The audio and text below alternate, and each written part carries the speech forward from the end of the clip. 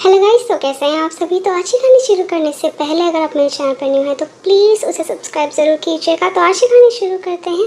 बहू रानी, एसी थोड़ा कम चलाया करो। आज सुबह से दीपिका की सासू माँ ने सारा घर सर पर उठा रखा था। सुबह का नाश्ता और बाकी के काम निपटाते ही सासू माँ ने रात के डिनर का मेन्यू बताना शुरू कर दिया, क्योंकि आज ननंद रानी जी का जन्मदिन था।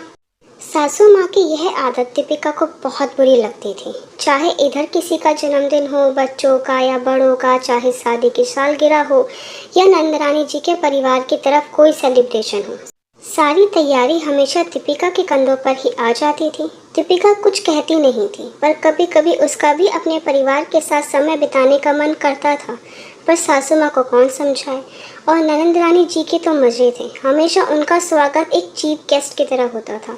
वैसे दीपिका को काम करने की आदत थी, पर अपने स्पेशल दिन पर भी वह कभी भी स्पेशल फील नहीं कर पाती थी। जैसे कि उसका जन्मदिन या उसकी शादी की सालगिरह। 10 व्यक्तियों का खाना बनाना, नाश्ते की तैयारी करना, शाम तक वह थक कर चूर हो जाती थी। आज भी सासू माँ के पिटारे से डिशेस की लिस्ट निकलने लगी। देखो बहू, तुम्हारी ननंद का जन्मदिन है, कोई कमी नहीं रहनी चाहिए है। तो ऐसा करना, सब्जियों में दम आलू, छोले, शाही पनीर, रायता, खीर, पूरी, सलाद, पुलाव और हाँ, पापड़ भी याद करके सेक लेना। पिछली बार तुम भूल गई थी। तुम्हें पता है ना, तुम्हारी ननंद खाने के साथ पापड़ ज़रूर लेती है। और सारी तैयारी पहले ही करके रख लेना। और हाँ, नाश्ता भी गर्मा गर्म ही बनना चाहिए है। थोड़े मिक्स पकोड़े बना लेना, बाकी नाश्ता बाज़ार से मंगवा लेंगे। और जो मैं उसके लिए साड़ी लाई हूँ, अच्छी तरह से उसे पैक कर देना। और यह बताओ, तुम भी कोई अपनी ननंद के लिए गिफ्ट लाई हो या नहीं, या सिर्फ खाना खिलाकर ही टरका दोगी।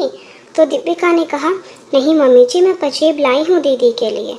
तो सासू माँ ने कहा, ठीक है। दीपिका ने अपनी सासू माँ से पूछा, मम्मी जी आपसे एक बात कहूँ, आज बहुत गर्मी है, अगर आप कहें तो बाहर किसी रेस्टोरेंट में टेबल बुक करवा लेते हैं। तो सासू माँ कहती है, तुम्हारा दिमाग खराब है क्या, दामाद जी क्या सोचेंगे। अरे जो स्वाद घर के खाने में आता है वह बाहर के खाने में कहाँ आएगा। और तुम पूरा दिन करती ही क्या हो, खाली पड़ी रहती हो। मन मारकर दीपिका रसोई में चली गई। उसने बीच में दोपहर का खाना भी बनाया, फिर भी हिम्मत करके शाम तक सारा काम निपटा लिया। पर उसे कपड़े बदलने का टाइम नहीं मिला। इतने में ही ननंद जी का परिवार आ जाता है और आते ही ननंद ने भाभी के साथ कटाक्ष किया। भाभी, यह क्या भेष भर रखा है आपने। आपको देखकर तो ऐसा लग रहा है कि सुबह से बाल तक नहीं संवारे हैं आपने। तो सासू माँ बोली, अरे इसकी तो आदत है, ऐसे ही दिखाती है कि सारी दुनिया का बोझ इसके कंधों पर ही है। पर दीपिका चुप रही। सबको पानी देकर चाय चढ़ाने लगी तो ननंद रानी कहती है, भाभी चाय नहीं शरबत बना दीजिए।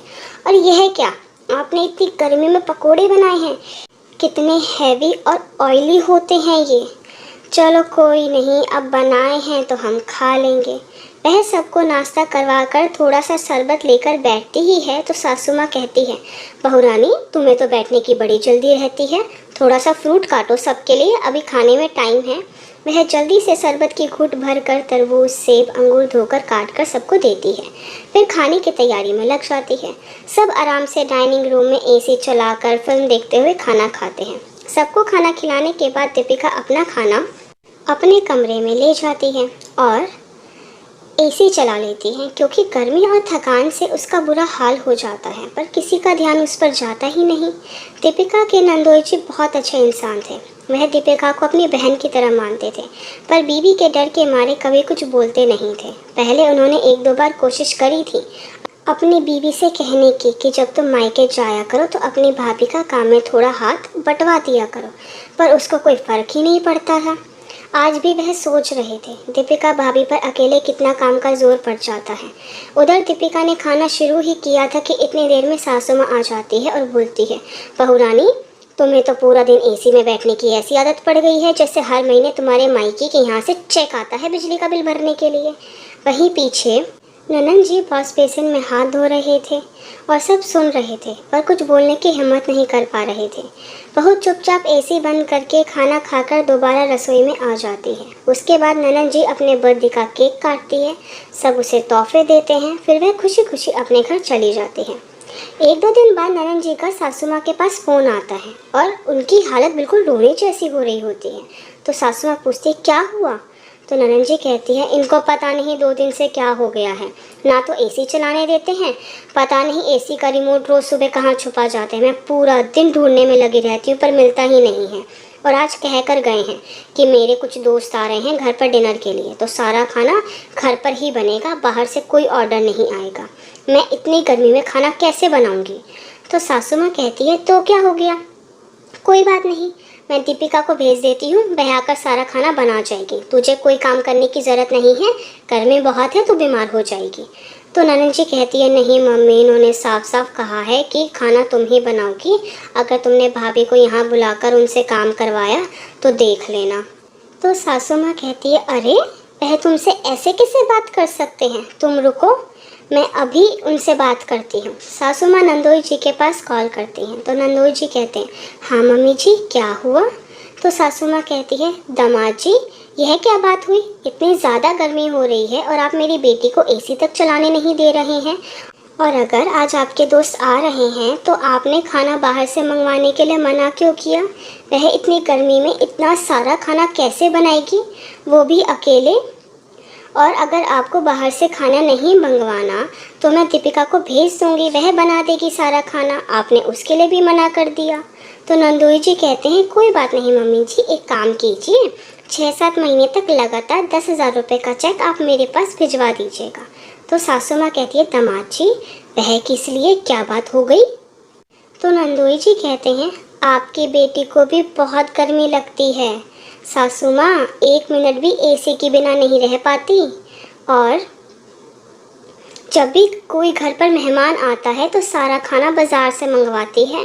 तो सासू माँ कहती है अरे दामाद जी यह क्या बात हो गई, ऐसे तो मैं चाहे आपको अपनी बेटी को कितना भी दूँ, पर बिजली के बिल के पैसे क्यों, वह आपकी पत्नी है, आपका घर और बच्चों को संभालती है, तो उसका ध्यान रखना आप ही की तो जिम्मेदारी है, फ़र्ज़ है। तो नंदोई जी कहते हैं तो मम्मी जी अगर यही बात है तो यह कानून तो सब पर लागू होता है, भाभी भी तो पूरा दिन रसोई में आप लोगों के लिए खपती है, घर के बाकी काम करती है, और 10 मिनट एसी चला लिया तो बिल के पैसे उनके पापा देंगे, क्यों भाई।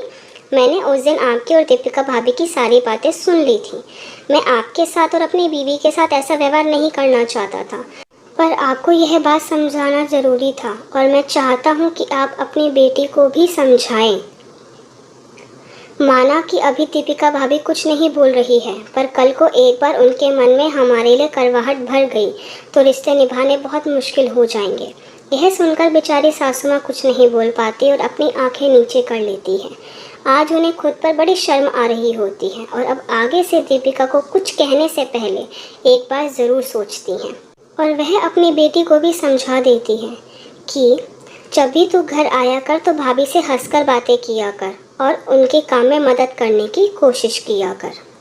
आई होप गाइस कि आपको मेरी वीडियो पसंद आई। अगर आपको मेरी वीडियो पसंद आई है तो प्लीज़ उसे लाइक ज़रूर कीजिएगा, शेयर कीजिएगा, मुझे कमेंट करके बताइएगा कि आपको मेरी वीडियो कैसी लगी। अगर आपने अभी तक मेरे चैनल को सब्सक्राइब नहीं किया तो प्लीज़ उसे सब्सक्राइब ज़रूर कीजिएगा। Thank you so much guys मेरी वीडियो देखने के लिए।